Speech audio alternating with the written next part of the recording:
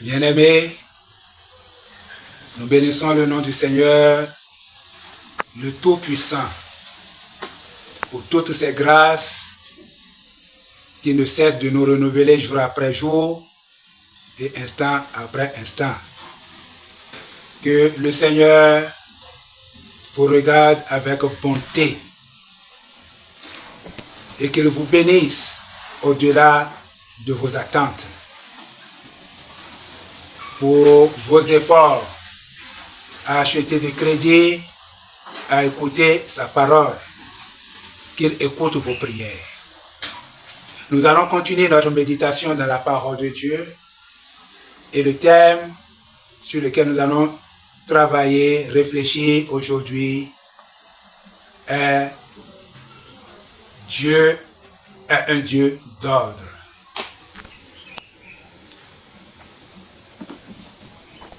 C'est dans les principes fondamentaux de la vie établie par Dieu. Et nous allons introduire notre méditation avec le verset d'Hébreux, au chapitre 11, verset 6. Hébreux 11, verset 6. Or, sans la foi, il est impossible de lui être agréable. Car il faut que celui qui s'approche de Dieu croit que Dieu existe et qu'il est le rémunérateur de ceux qui le cherchent. Alléluia. Sans la foi, personne ne peut être agréable à Dieu. Sans la foi. Il faut la foi pour obtenir de Dieu ce que l'on cherche. Et quand on s'approche de lui, on doit avoir des dispositions qui lui permettront de réagir en son temps pour pourvoir. Nous allons parler des prières que nous élevons vers Dieu pour des besoins précis. Quand nous prions le Seigneur et nous lui demandons quelque chose, la parole de Dieu déclare que ce n'est que par la foi que nous pouvons recevoir. Mais souvent nous constatons que quand nous introduisons un sujet, une requête pour un besoin, et que nous voyons que cela tarde, nous changeons de sujet et nous introduisons un autre. Et ainsi de suite, de façon que nous ne sommes pas fixés. Nous ne persévérons pas dans l'attente. De cette manière, nous ne pouvons pas obtenir gain de cause. Parce que nous doutons. Et Dieu déclare que celui qui doute est comme le flot de la mer que le vent soulève et agite. Et qu'une telle personne ne pourra recevoir de Dieu. Donc mon frère, ma soeur, ce que Dieu attend de toi et de moi, c'est d'être stable dans la foi, de persévérer et d'attendre. Et de savoir que ce que nous avons présenté comme requête pour notre besoin, Dieu l'examine. Dieu est en train de prendre des dispositions dans le secret pour nous satisfaire. Mais si nous changeons de sujet, parce que nous voyons que cela tarde, et ainsi de suite, Dieu ne va pas agir. Parce que c'est de l'instabilité. Notre foi est mise en doute. Pas nous-mêmes. Pas au niveau de Dieu. C'est pourquoi le Seigneur Jésus-Christ va nous dire dans le livre de Luc, au chapitre 18, à partir du verset 1. Luc chapitre 18, Jésus leur adressa une parabole pour montrer qu'il faut toujours prier et ne point se relâcher.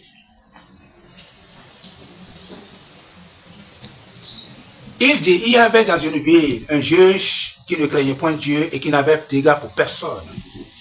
Il y avait aussi dans cette ville une veuve qui venait lui dire, fais-moi justice de ma partie adverse. Pendant longtemps, il refusa. Mais ensuite, il dit en lui-même, quoique je ne craigne point Dieu et que je n'ai d'égard pour personne, néanmoins, parce que cette veuve m'importune, je lui ferai justice afin qu'elle ne vienne pas sans cesse me rendre la tête. Alléluia. Cette femme est veuve. Cela suppose qu'elle n'a pas d'aide, elle n'a pas de protection, elle n'a pas de défenseur.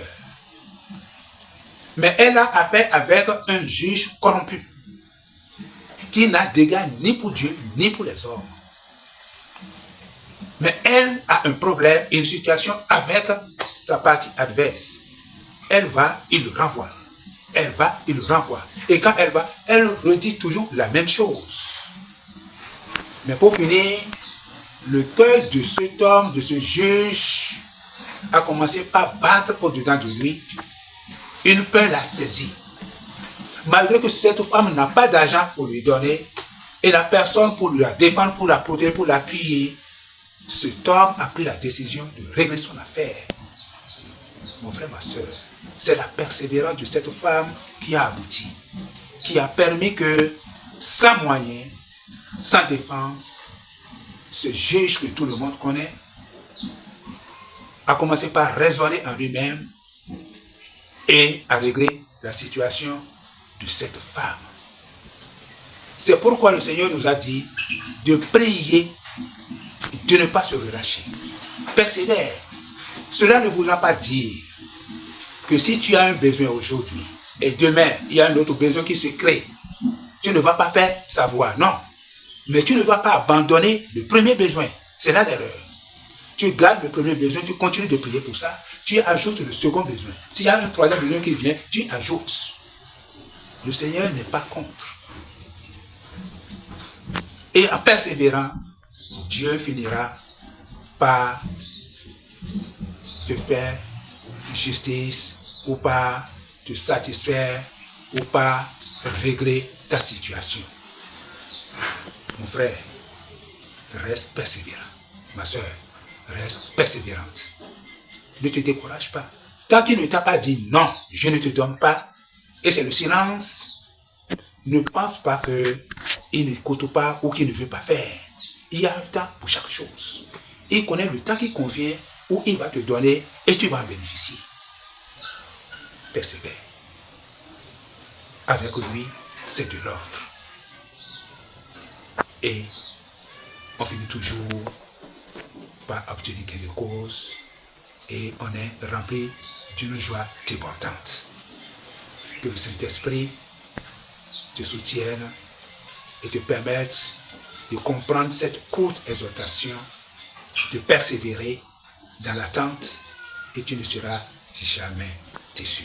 Ô Père, je voudrais de tout cœur te dire merci car tu es un Dieu d'ordre et tu veux que ceux qui s'approchent de toi croient que tu existes réellement afin de savoir comment se comporter dans leur attente car tu es le Dieu rémunérateur et tous ceux qui t'ont fait confiance ont été satisfaits.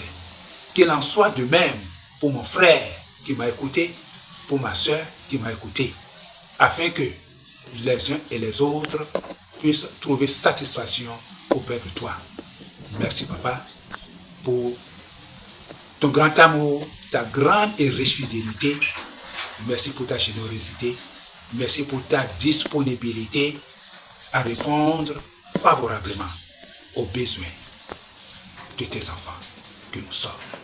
Reçois par Jésus-Christ toutes nos gratitudes et tous nos hommages maintenant et à jamais. Amen.